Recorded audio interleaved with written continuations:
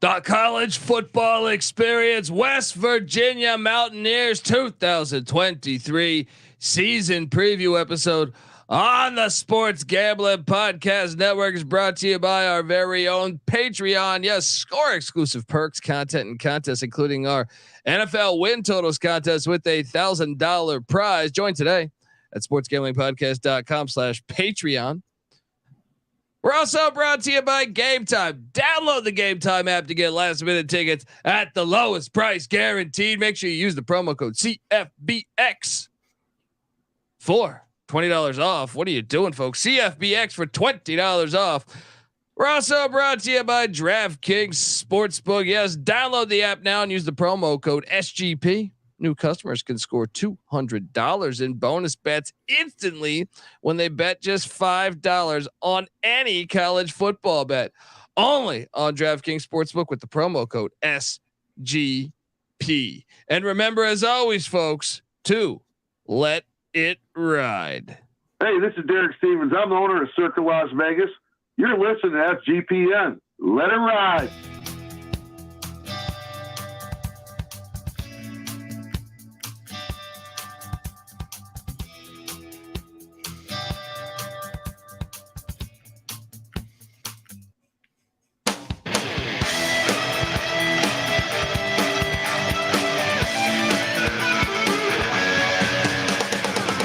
Yes, yes, yes. Woo! Welcome to the college football experience. West Virginia Mountaineers 2023 season preview episode. Morgantown, you'll always be home, sweet home to me. Good old Morgantown. Morgantown WP. Yes, we are talking West Virginia football, baby.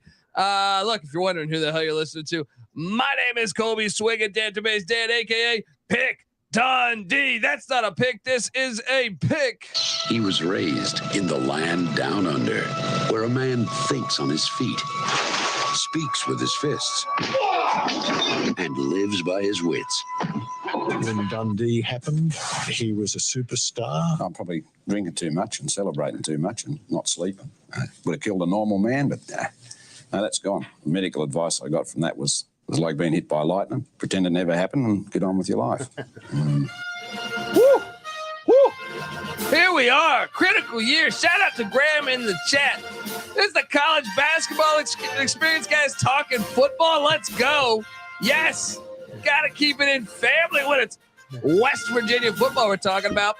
And I am joined by the host of the college basketball experience. And if you haven't, maybe you missed out on us last year. Yeah, Pick Dundee and this guy were rocking every single night of the college basketball season.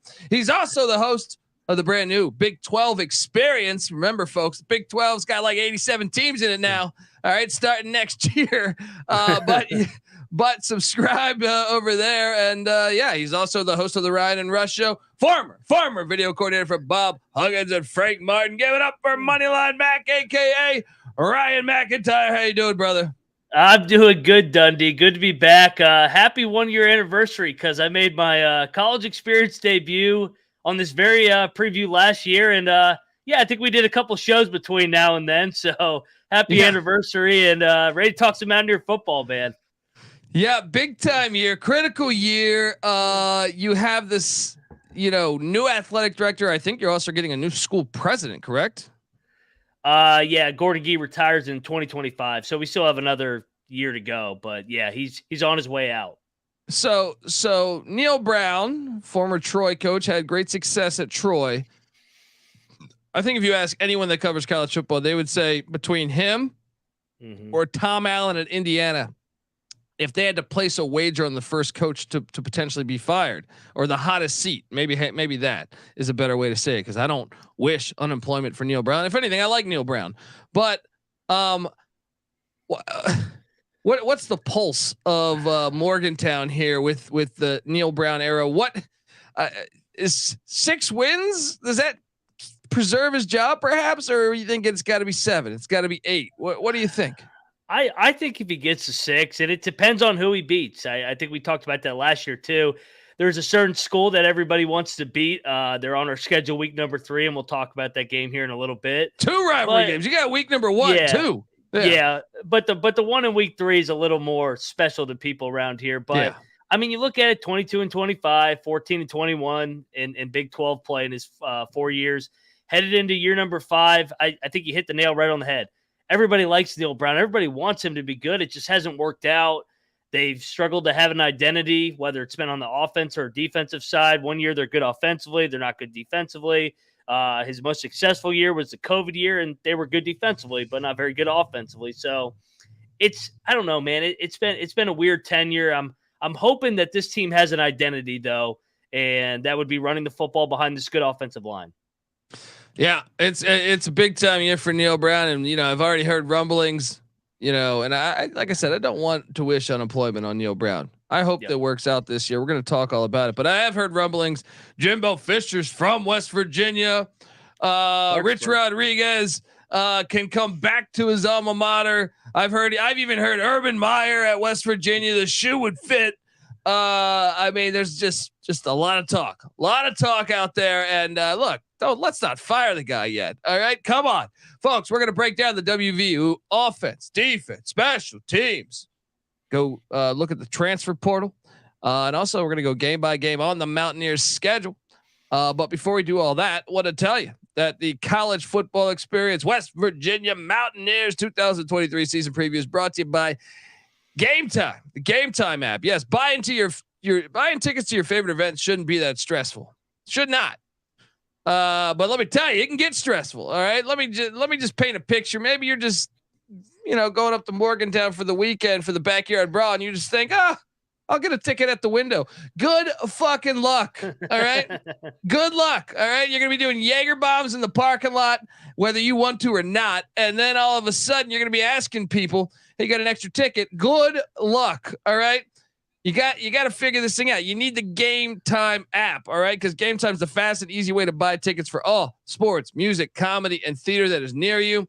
And with killer deals on last minute tickets. Hello. And their best price guarantee, you can stop stressing over the tickets and start getting hyped for all the fun you'll be having in Morgantown, West Virginia, baby. Forget planning months in advance. What's that ever gotten anybody? Game Time has deals on tickets right up to the day of the event. Get exclusive flash deals on tickets, football, basketball, baseball, concerts, comedy, theater, and more. And the Game Time guarantee means you'll always get the best price.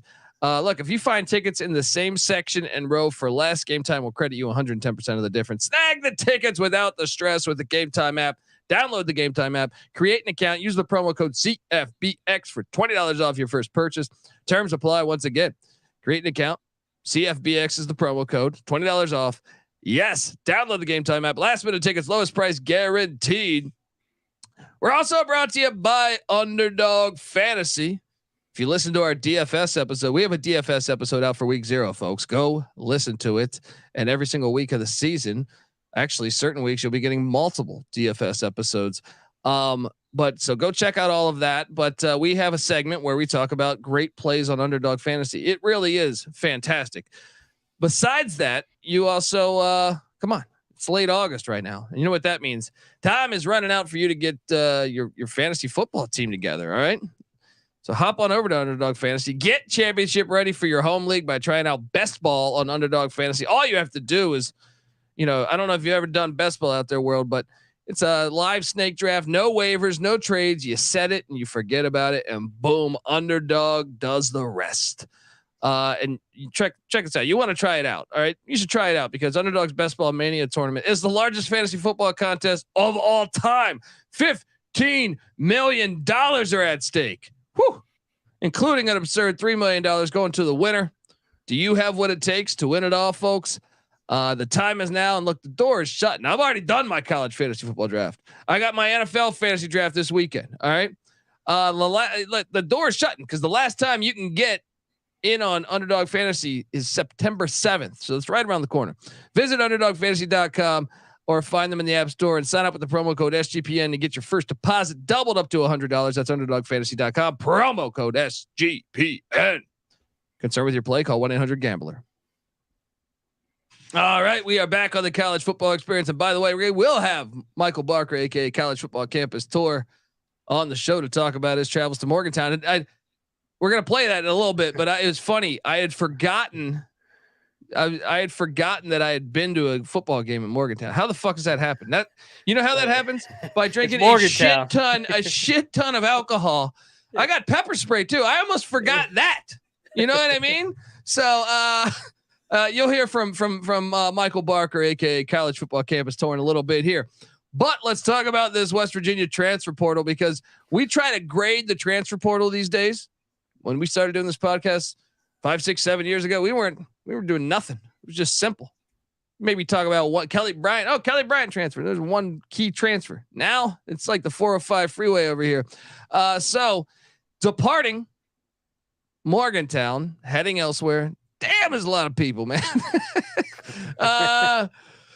Cornerback Mumu bin Wahad heads out to a friend of the program, Jim Mora, and the Yukon Huskies. Cornerback Charles Woods heads out to SMU, where he's penciled in to be a starter. SMU, I think they're in the ACC now. We'll find out in the coming hours. Tight end Mike O'Laughlin heads out to the Houston Cougars. He's projected to be a starter. Cornerback Naeem Muhammad to the Kent State Golden Flashes. I'm just gonna guess he's projected to be a starter because Kent State has fucking nobody. Everyone else left. Wide receiver Reese Smith heads out to the Flamin' Libs of Liberty. Quarterback Will Crowder heads out. He's backing up, and he's got a great nickname. I'm drawing a blank on it right now, but he has a great nickname. He heads out to the Troy Trojans. Safety St. McLeod is in the portal. Tight end Corbin Page portal. This is all according to 24/7 Sports.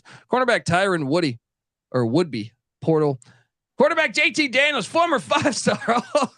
I mean, I wish I had some circus music, because JT Daniels might as well be in the fucking circus, because he travels around the whole damn country. All right, he is now at Rice. All right, he is with the Rice Owls, who are in the AAC this year. So let me get this straight. He's at USC.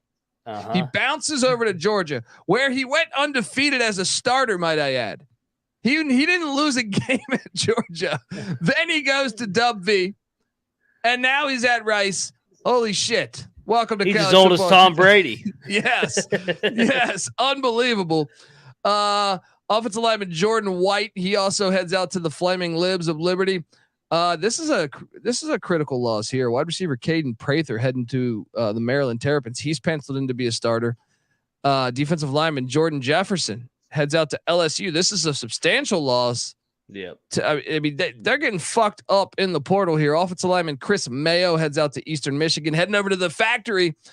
Defensive end Taj Alston heading out to Deion Sanders in Colorado. Linebacker and Alston was a solid contributor over the past couple of years. Linebacker Linnell Carr heads out to the Indiana Hoosiers. Cornerback Jalen Shelton to Texas State.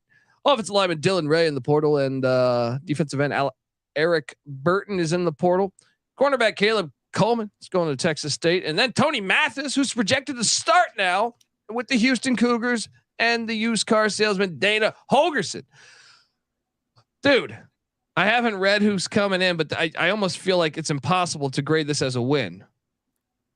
Yeah, well, and I think in the past years, people have said we've won the transfer portal, and guys have not worked out. So obviously the jury's still out, but I think you mentioned it. You lose production on the defensive line, on the perimeter. Tony Mathis, he goes over there to join his former head coach. And O'Laughlin. Yeah. Yep. I mean, and they're on the schedule. They're on the fucking schedule. Thursday night game. Oh, I can't wait. I can't wait for that one. Now, they did go out and get Kent State cornerback Montre Miller, who was a 4-star transfer according to 24/7 Sport. And Kent State had some guys last year. So maybe that's a sneaky good get there. I think it might be. They also get a tight end from LSU, Cole Taylor. So it's like, you sent your defensive lineman down there. Give us Cole Taylor back. All right. He comes in. Wide receiver Devin Carter from NC State. Now that is a very good get because I thought he was pretty good at NC State. Also, wide receiver Jashawn Polk from Kent State, just back and forth, wheeling and dealing with the Golden Flashes. Safety Keyshawn Cobb from Buffalo. He was a starter. He was a starter a season ago with the Bulls. They were a bowl team. Might be a good get there as well. Kicker Michael Hayes from Georgia State. Shout out to Michael P.S. Hayes. See if anyone knows that reference. Defensive lineman Matorma Mulba comes in from Penn State. What? First off, I don't even know if we call them rivals anymore because they haven't played in like 30 years. But they used to be, when I first started getting into college football, they truly hated each other. They play week 1. Mm-hmm.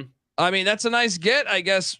But it's also crazy that I don't even know if I can hold animosity for this one anymore. Because it's like, if you haven't played in 30 years, is the rivalry still the rivalry? Yeah, I think we on the Ryan and Rush show, our West Virginia show, we sat down with Don Nealon, who was the head coach for all those years against Joe Paterno, and you could tell they had him and Paterno are really good friends, or were really good friends. Rest in peace, Joe Paterno. Some really good battles back in the day, but yeah, I don't know if we're really that big of rivals. I think both fan bases are happy that we're playing again, and hopefully we can continue to play. But I mean, with realignment, who knows who the hell we're going to be playing, who's going to be joining our league in 10 minutes from now. Yeah, you might have a rivalry game with Hawaii every year. It's hard to get to the island. Defensive lineman Devon Hankins comes in from Eddie George and Tennessee State, little FCS transfer. Don't sleep on those FCS transfers. You watched Florida State football last year. Jared Verse, an Albany Great Dane transfer, was the best fucking defensive player on their team. Cornerback Beanie Bishop comes in from Minnesota with the Golden Gophers. They've had a top 30 defense over the past couple of years. Safety Anthony Wilson from Georgia Southern. I think that's a decent get there. Wide receiver EJ Horton from the Marshall Thundering Herd. Fucking filthy. Oh my God. I need to fucking brush my teeth after reading that one. Bring your meth. Yeah. Oh gosh. Then you have defensive end Tyron Bradley coming in from Abilene Christian. Defensive lineman Tomowa Durajaye from from Kentucky. Dude, Kentucky has good defensive linemen, so that's probably a very good get. Wide receiver Noah Massey from Angelo State, and that's what you brought in. Look, there's a lot of unknowns. I'm going to trust Neil Brown's scouting with some of those guys, but there's no way you won the fucking portal. There's no way. No. Yeah. I mean, I can't say you won the portal, and I don't want to say we won the portal. I'd rather these guys go out there and prove it against Penn State that we won the portal. But some good sneaky pieces. The guy that keeps popping up in camp is Beanie Bishop from Minnesota. Everybody's high on him. Horton and Polk on the outside. But I mean, I think Devin Carter and Cole Taylor are the two big pieces for this offense. We'll talk about the identity of this team here in a minute, but I mean, there's going to be single coverage opportunities all the time with the way how good this running back room is with this offensive line. So Devin Carter's got to make the next step. He was up and down at NC State. Yeah, he was, but I mean, Devin Leary was always injured, so it's hard to build continuity when you're quarterbacks. You start a different quarterback every week. And he should have lost to ECU last year, but it's okay. Oh, that was bullshit. I know. We shut him down. We shut him down a little bit there. Yeah. That kicker cost us. That kicker. I'm still, maybe a few Christmas cards saying what did Ray Finkel get? He got almost like a coaster, like a cloth coaster saying, died. Oh no, he made this. He made it. Die, Dan, die. Laces out. Let's talk a little bit about the offense. With potentially a critical year in Troy Brown. Neil Brown's Troy Brown's a former Marshall wide receiver that played for the Pats. But this offense now. They got rid of I don't know if they got rid of or he just left, but Graham Harrell left for Purdue. They're breaking in third offense coordinator in 3 years. How do we feel about Chad Scott? Yeah. So Chad Scott's he was involved in the running game. Obviously that's where their talent is on this roster. But Neil's going to call the plays. It's a do or die year in year number 5. So he's, hey, man, if I'm going to go out, I'm going to go out my way. But I mean, Graham Harrell, it was sexy on paper, just like JT Daniels.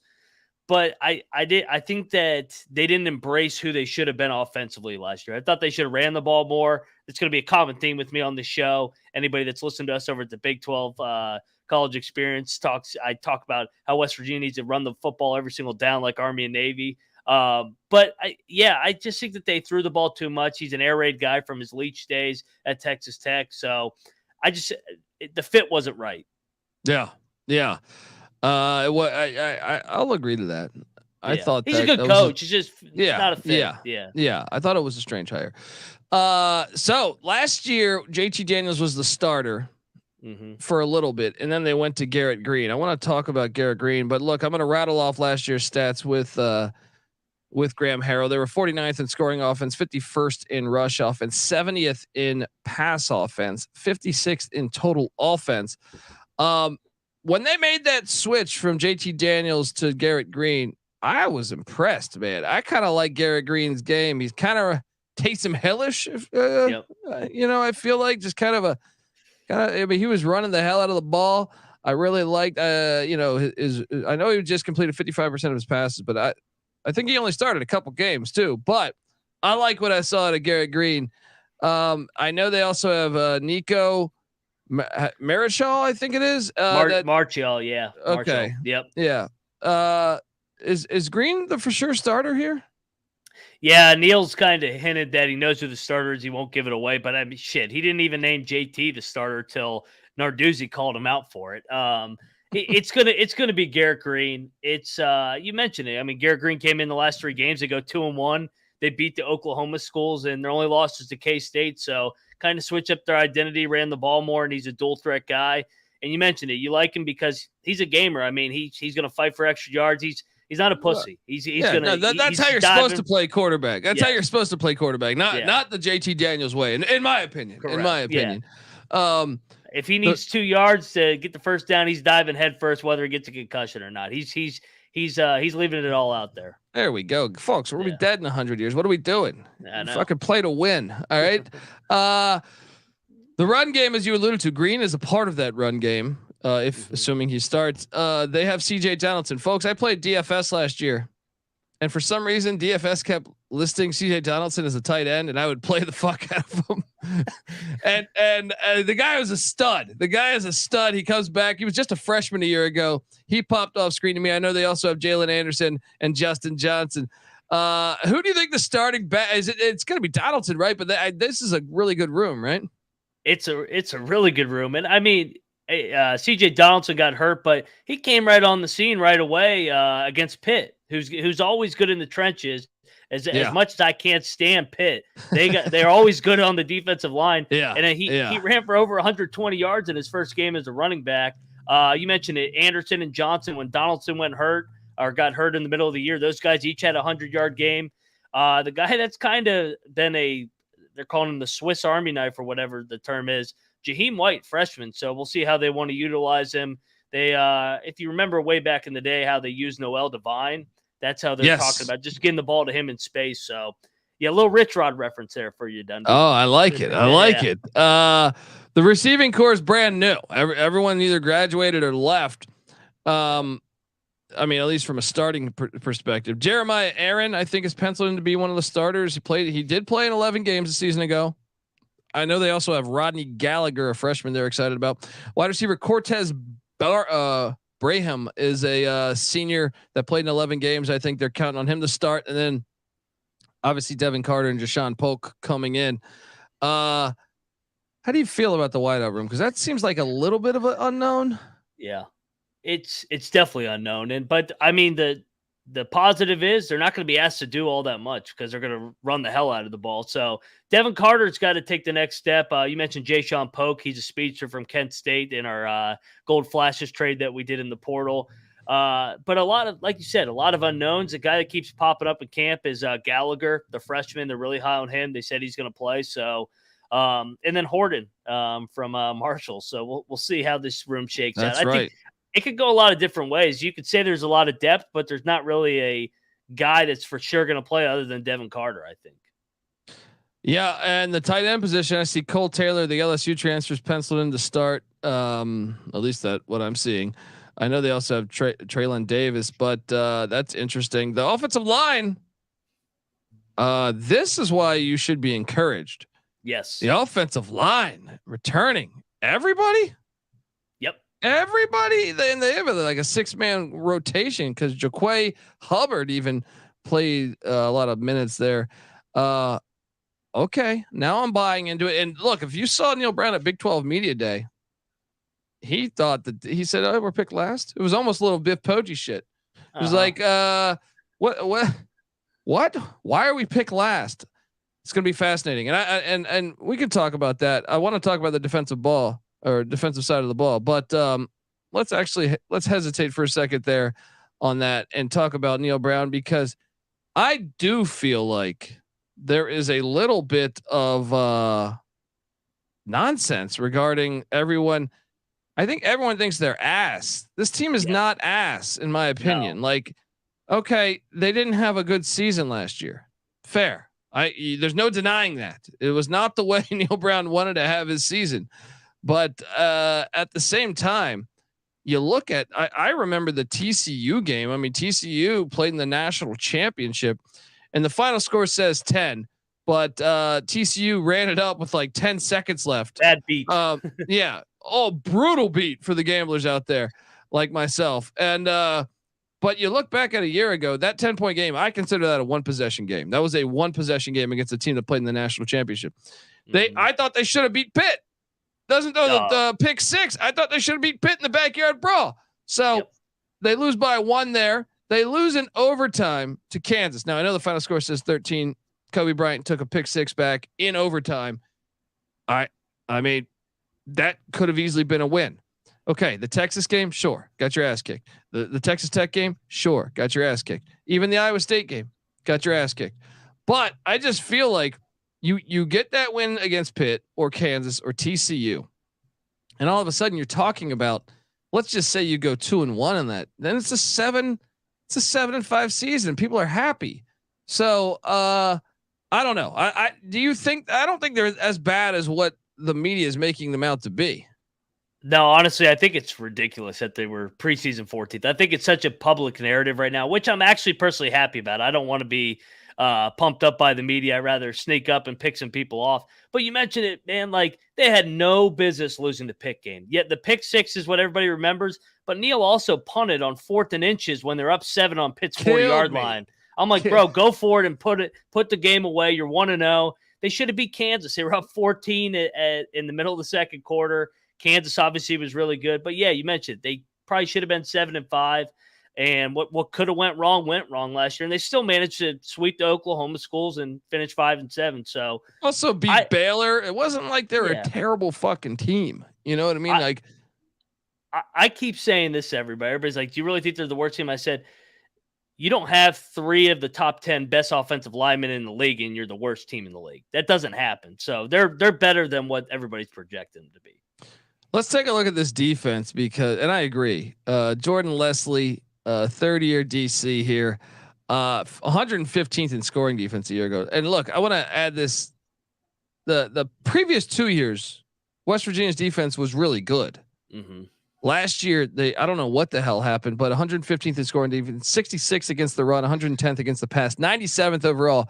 I think if you go back and look at the previous 2 years of Neil Brown, they were like a top 30 defense. I think that's the X factor on them and perhaps saving his job is if you can get that defense back to playing the ball that they were doing a couple years ago. The defensive line returns just 1 of 3, and that's Sean Martin. They do have a Georgia Tech transfer in Mike Lockhart coming in at the nose tackle spot. And also the other end spot, they're going to be counting on, he's got 1 start in his career, Edward Vesterinen. Probably butchering that. But I am a bit concerned. This sticks out as a little bit of a red flag to me. The defensive line. Where are you at with the defensive line? Well, so they lost the Stills brothers over the last couple of years. You mentioned it. They were really good defensively in the second and third year.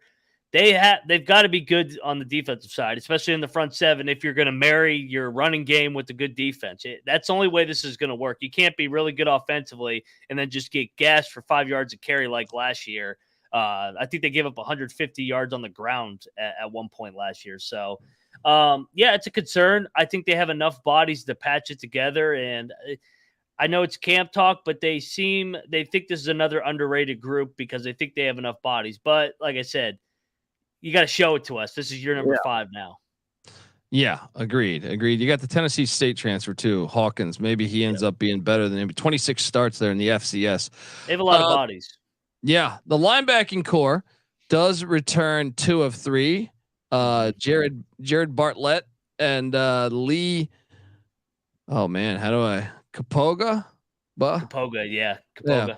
Yeah. Yep. And they're breaking in a redshirt freshman, Tre'Davious Lathan. I don't know if he's related to Lamar Lathan, but okay, starting a redshirt freshman there, 2 of 3 back. The secondary.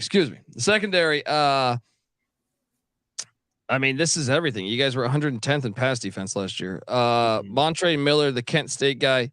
I mean, all these transfers. I hope the scouting was correct because Miller's a transfer, penciled in to start. Beanie Bishop from Minnesota, the Georgia Southern kid, Anthony Wilson. What do you make of the Buffalo kid? All these guys coming in from the portal. What do you make of the secondary? Yeah, I think this is basically the whole defense. Like if this secondary can hold up as well as the front 4, but I think that they're higher on Beanie Bishop and Anthony Wilson. Those are the guys that keep popping up in camp. So I think this actually could end up being one of the strengths of the team, not offensive line strength like they have on the offensive side, but I think this team can hold their own on the defensive side. I think that's going to be the X factor there. Kicking. They have Michael Hayes coming in from Georgia State, where he punted as well at Georgia State a year ago. Interesting. In case there's some close games. Oliver Straw back at the punter spot. All in all, the offense charted at 56th last season. Will the offense be better than 56 this year? Was that 56 in scoring or no yardage? Total yardage?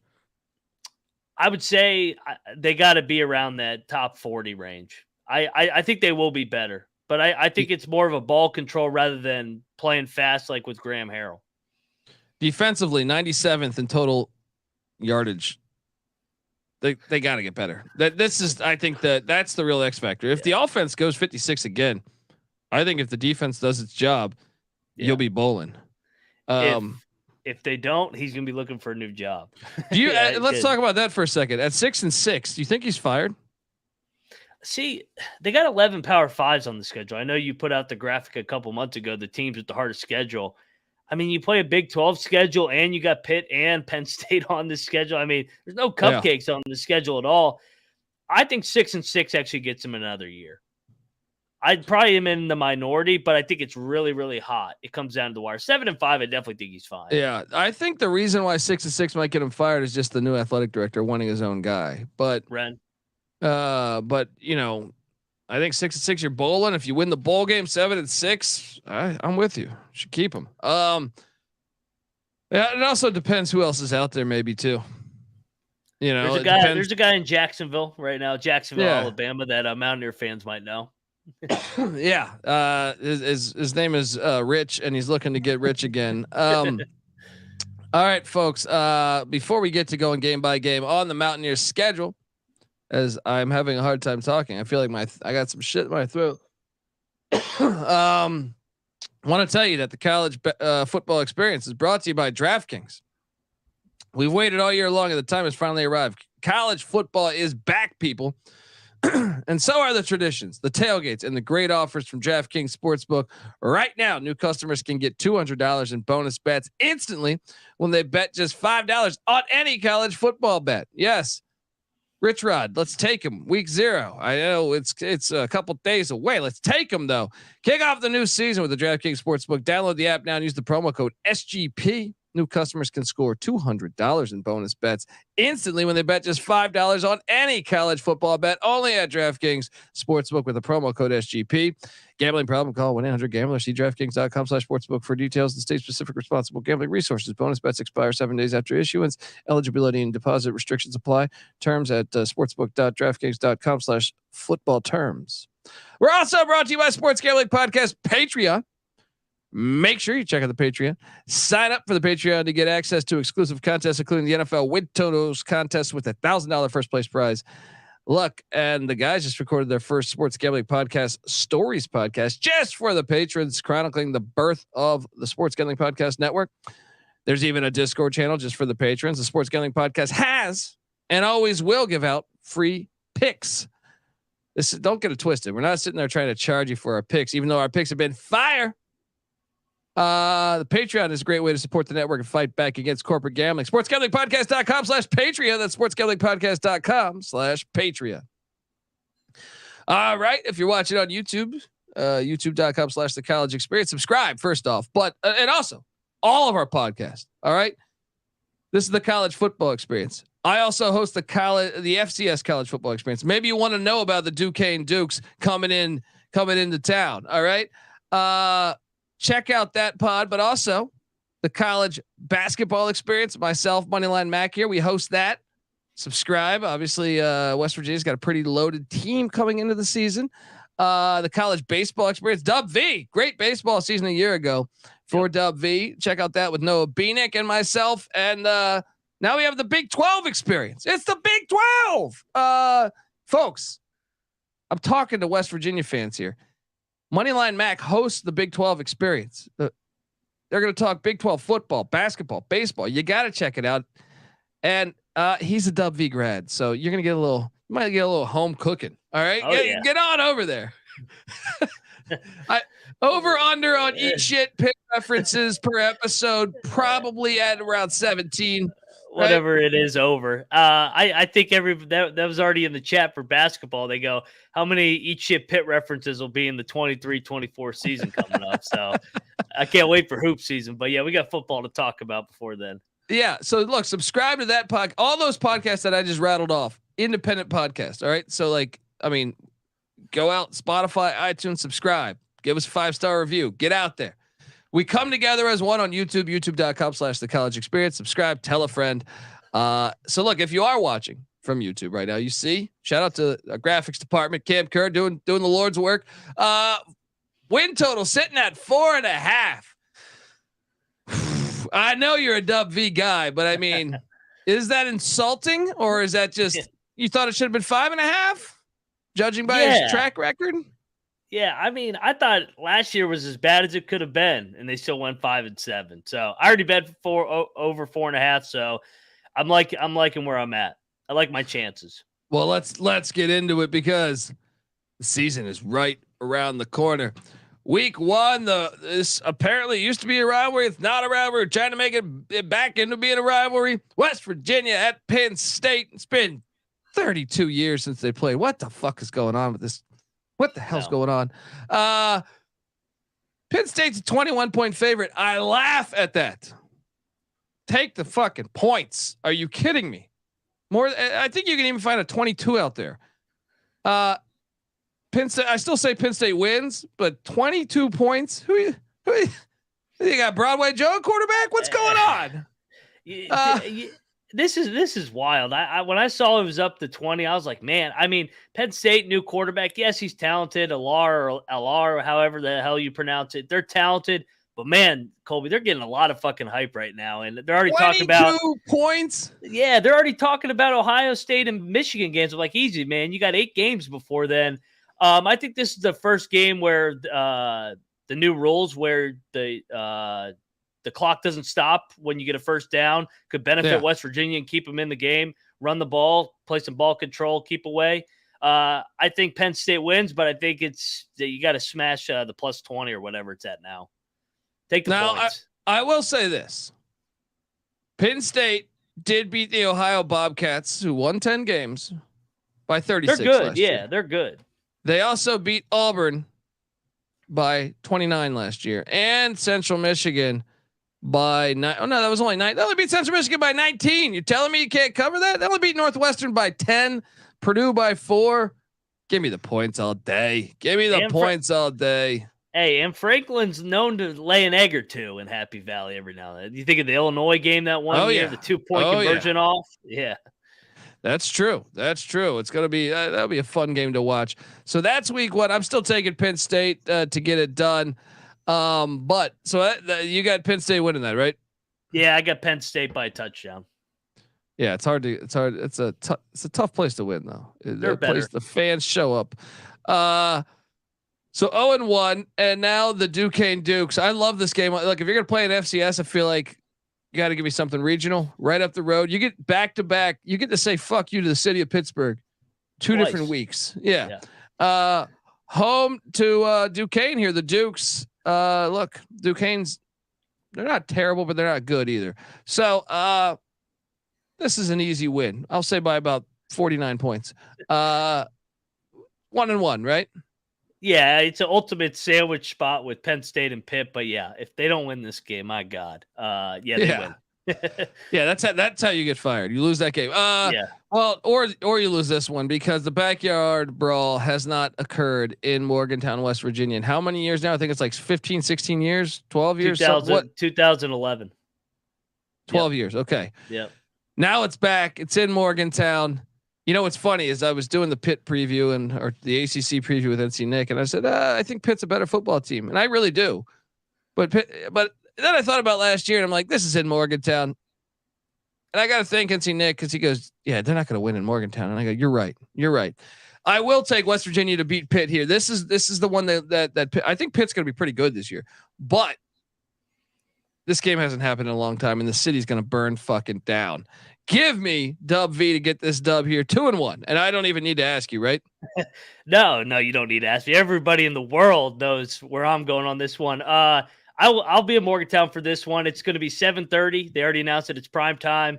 I looked at the schedule. I think game day is going to be there. I think McAfee might be returning to Morgantown for the first time since the crime way back in the day. So yeah, no, this will be the first 2023-24 reference to Eat Shit Pitt. Mountaineers get it done 2-1. Let's go. There we go. And then you're hosting the Texas Tech Red Raiders. And dude, you want to talk about a perfect spot to catch Dub V. I know. Like, I actually think West Virginia, if this is played any other date, I might take West Virginia to win this game. But I think now, if you lose the Pitt, I could see you winning this. But come on, the backyard brawl hasn't happened in forever. I'm taking Texas Tech to win in Morgantown. Yeah, so Texas Tech has been our letdown like the last 3 years. We almost won in Oklahoma a couple years ago. Then last year beat Baylor on that Thursday night. That's been Neil's kryptonite. I probably lean to Texas Tech.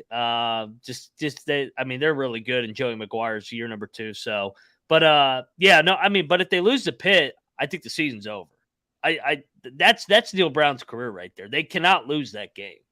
Yeah. So I got them 2-2 after September 23rd. Now they head to Fort Worth to take on the TCU Horned Frogs. I think it's a winnable game, man. I think it's a winnable game now.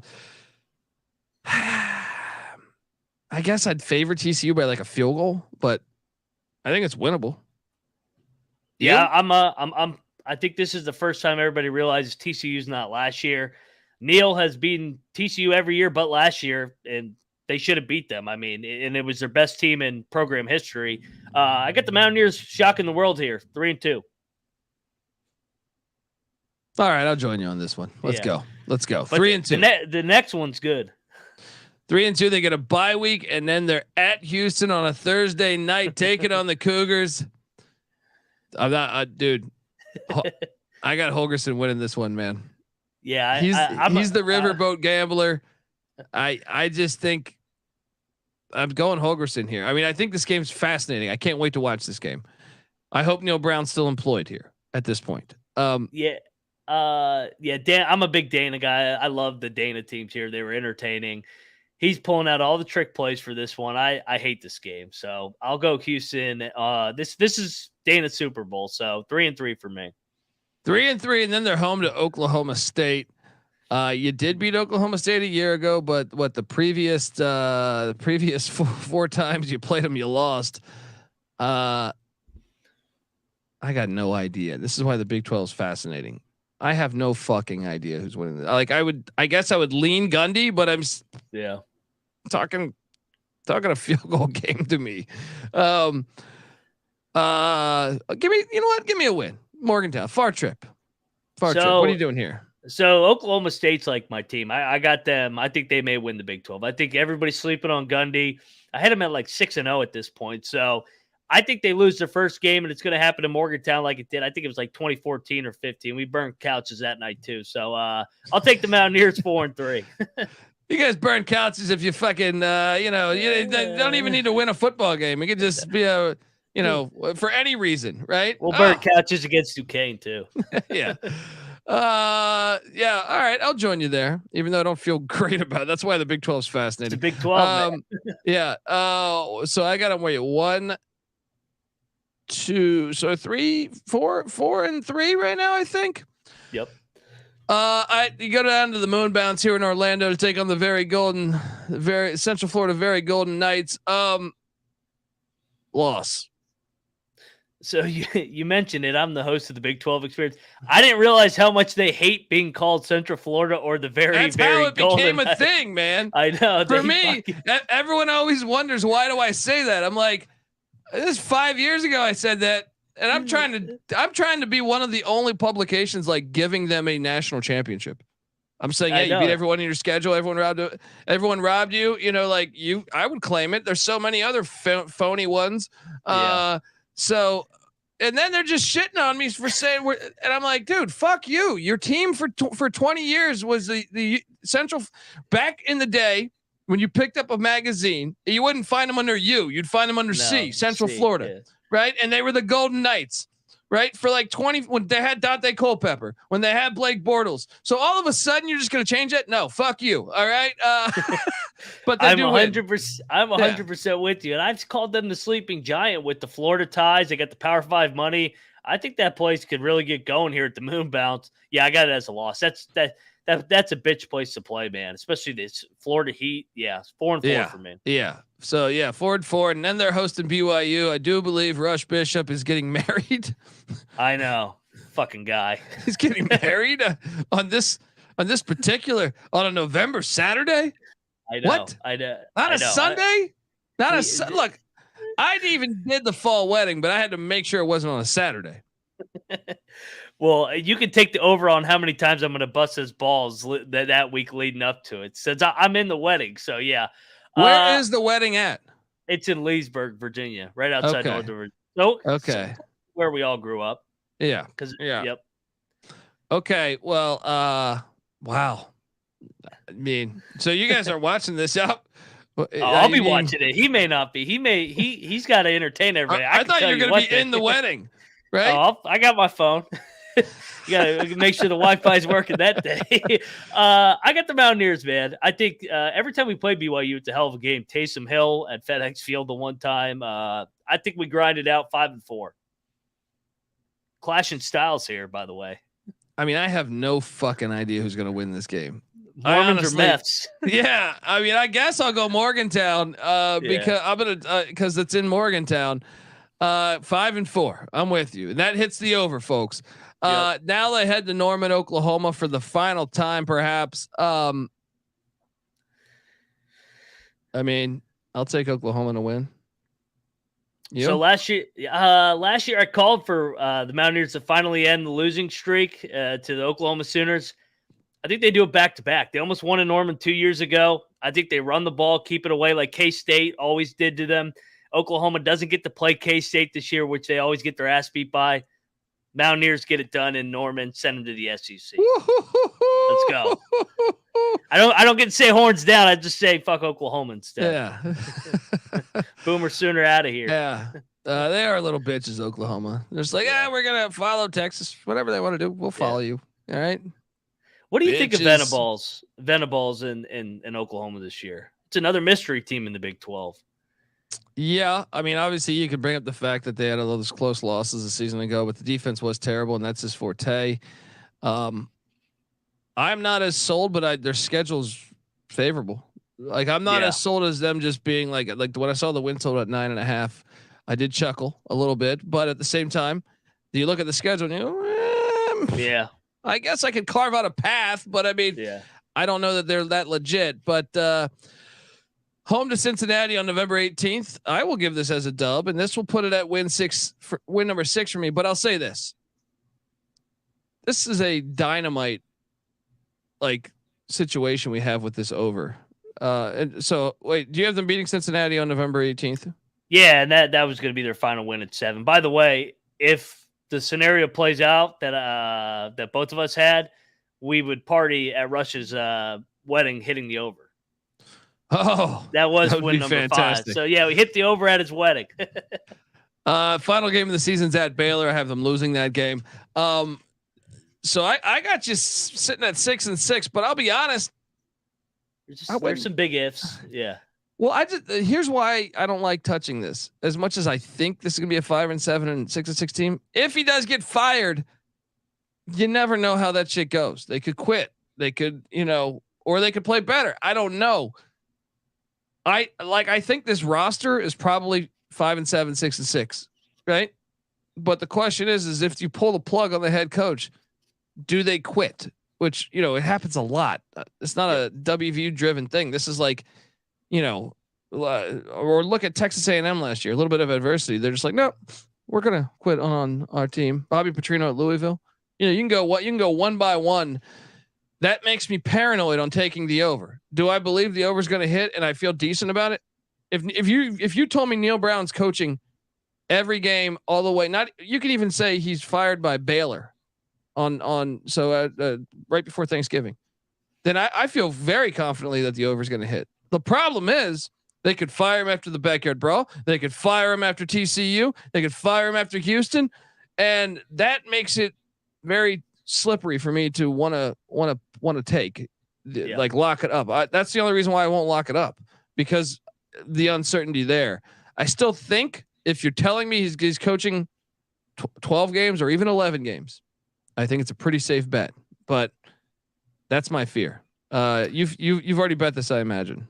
Yeah, but it all comes down to the one game. I think if they beat Pitt, you have the inside track, or when they beat Pitt. I'm not saying when they beat Pitt in the brawl, they have the inside track. But if they happen to drop that game and you lose a close game once again, the wide receiver drops the ball, they run it back for pick 6, just like last year, some fluky thing happens.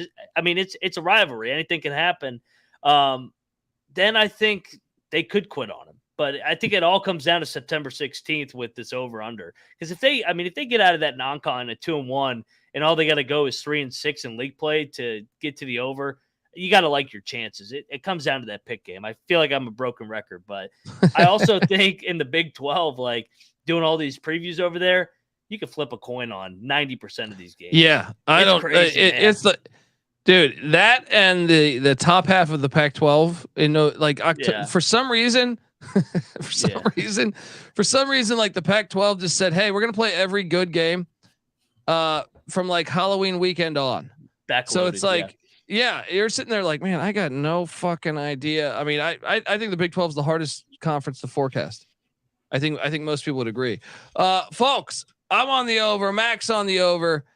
Before we get out of here, I had a chance to sit down with Michael Barker, aka College Football Campus Tour, to talk about his travels to Morgantown. So without further ado, here is that interview. Joining me on the College Football Experience, West Virginia Mountaineers 2023 season preview is none other than College Football Campus Tour, aka Michael Barker. Yes, you got to give him a follow on Twitter at CFB Campus Tour, because you're going to want to if you love college football. This guy has been to all 133 FBS college football stadiums for games, not just for visiting the stadiums. And get this, folks, he's been to a lot of them multiple times, including a gigantic chunk of the FCS, some D2, D3, and he documents all of his travels, which is sometimes 5, 6, 7 games a week. It's truly remarkable, in my opinion. Michael, I appreciate you hopping on the show to talk a little West Virginia football. And I call this Mountaineer Stadium, but it apparently is named something else. Yeah, thank you for having me, Colby. Milan Puskar Stadium. If I didn't pronounce it perfect, I'm sure somebody will let me know. But it's been there since 1980. Been 60,000 seats. So a lot of memories have been built there in the last 43 years. Yeah, and look, I've been to Morgantown, but I never got a chance to go to a football game because, actually, no. You know what? I did go to a football game. I keep confusing that with my Thursday night game. No, I did go to one. You know what? That's a normal West Virginia situation. You get really fucked up. I was 22 years old, and another thing happened to me here. I did get pepper sprayed. That's why I don't remember it that much, because I don't know how much of the game I enjoyed. And it wasn't me. The cop just decided to pepper spray like just a whole section of the stadium. Good work there. But tell me about the history of this place and your experiences there. Yeah, well, I'm sorry you got in the crossfire of pepper spray. That's never an enjoyable experience. So opened in 1980. It replaced Mountaineer Field. And, I do a lot of, you talked about highlighting the history of stadiums, and in college football, people really have a strong connection to old Mountaineer Field, just the location on campus. So high bar to try to match that. But, we talked off camera or off recording about how passionate the fans in the state of West Virginia are. So they packed the place out, 60,000 seats. It's actually the founder donated $20 million, or the pharmaceutical founder company donated $20 million to the university. That's how the name came to be. In 2017 or 2007, there were major renovations done, including new field and what they call touchdown terrace on the north end zone. And then another major renovation in 2015, $55 million. It was done for many of the foundational aspects, such as a drainage system, and they put what they call the shock pad beneath the turf. So try to absorb it. You got these cold West Virginia November games. It's probably advantageous to have as much cushion on the field for those guys. Yeah. I mean, it looks pretty cool though. How many times you been here, man? So I've been there twice. Last year they had a Thursday night game versus Baylor, and it's always cool when they stripe it out. Reminiscent of Tennessee and some other places, Michigan State. But I went there in 2018, and it was, I want to say it's the most exciting game that I've ever been to. It was Thursday night versus number 4 Oklahoma, and West Virginia was ranked in the top 10. Kyler Murray versus Will Greer, and the final score was 59-56. Oklahoma had 668 yards of offense. West Virginia 704, so almost 1,400 yards of offense. Will Greer 539 yards, 4 touchdowns. Kyler Murray 364 yards passing, 3 touchdowns. Also 114 yards rushing and a touchdown run. One particular touchdown run was 55 yards. And in my opinion, he's the fastest guy that I've ever seen in person on a football field. But it was tied, I want to say, 49-49 going into the fourth quarter. And the third to fourth quarter break, you really had to catch your breath. I mean, it was amazing just to see you score 56 points and you put up 704 yards of offense and you don't come out with the victory. So there was a lot on the line. West Virginia had a chance to play in the Big 12 championship if they won. So dramatic, a lot of things on the line, and it was an absolute fireworks the entire game. It was one of my best game experiences that I've ever had. Oh, man. I mean, that amount of offense. I can imagine the defensive coordinators texting each other saying, let's go to the fucking bar. After the game, they're like, I can't, even if you win, I don't even know how happy you are. You gave up 56. But, yeah, I mean, that sounds incredible. Well, Michael, I appreciate you hopping on the show. And WVU fans, super passionate. They're fantastic. Just not when you get pepper sprayed. And it seems like you didn't get pepper sprayed in either of those events, did you? I mean, either I was too drunk to remember or it didn't happen. One or the other. So I can't believe I almost forgot. I was sitting there like Google imaging. I was like, no, I have been to the stadium. It's just I don't have much recollection. But suppressed memories, right? Exactly. Michael, I appreciate you hopping on the show, brother. And I'm really looking forward to the upcoming season's travel. Folks, everyone get over there. Give him a follow at CFB Campus Tour on Twitter. You won't regret it. Michael does the photo of the game, documents the history of the stadium. It's just a really well done Twitter profile. None of the normal bullshit you will see, like I hate the rain. It's a cloudy day today or whatever. It's just sticks to stadiums. It's a must follow. But thanks again, Michael, and have a wonderful best wishes on the season and have a wonderful night. Yeah, can't wait. No personal tweets. Football, that's it. So I stuff my complaints to myself. So can't wait to share the full schedule and get out on the road. So thank you for having me as always, Colby. Anytime, man. Take care. You too. Michael Barker, man. Yeah, it's funny. I did forget that I got pepper spray. I do remember being at the bar after the game and just my eyes are like fucking bloodshot red. And we're still drinking absolutely just we're like doing shots, jumping up and down. I'm like crying. And I think people are asking me what if I'm okay. They think my fucking, like a family member died. I'm like, no. Just got pepper sprayed. Folks, we're both on the over. Shout out to Michael Barker because College Football Campus Tour. He's incredible. He's going to every single college football game. He sent me his schedule the other day. I'm like, geez, I love it. Folks, give Ryan McIntyre a follow here on Twitter at Moneyline_Mac. Also, make sure you subscribe to the Big 12 Experience and also the Ryan and Rush Show. They're still rocking. He said he had Don Nealon on. Shit. Oh yeah. What the hell am I doing talking to you? You could have plugged me into Nealon. I'm joking. That's classic. Major Harris days. Oh yeah. That was like right when I was getting into college football, man. It was fantastic. So, folks, check out all of his work. Ryan and Rush, obviously bringing in the heavyweights, and yeah, make sure you give us a follow too. We're on Twitter at TCE on SGPN. I'm on Twitter at the Colby D. And folks, subscribe to the College Football Experience wherever podcasts can be found. Hop on over to iTunes. Give us a 5-star review already. What are you doing? Also, check out the FCS College Football Experience, the College Basketball Experience with myself and Moneyline Mac, and the College Baseball Experience with Noah Beanick and myself sometimes. And obviously the Big 12 Experience. Yes, it's the Big 12. Let's go. All right. We come together as one on YouTube, youtube.com/the College Experience. Check out the Sports Gambling Podcast. They break down 32 NFL teams. And they're going to be on VSiN every Friday night. That's VSiN. You're wondering what's VSiN? VSIN. That is a station on YouTube TV. What are you doing, folks? Check it out every Friday night during the NFL season. And get the SGPN app. It's free to download in the App Store and Google Play Store.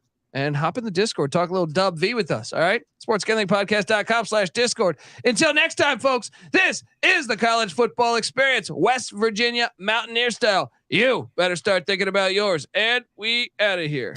Run, shoot.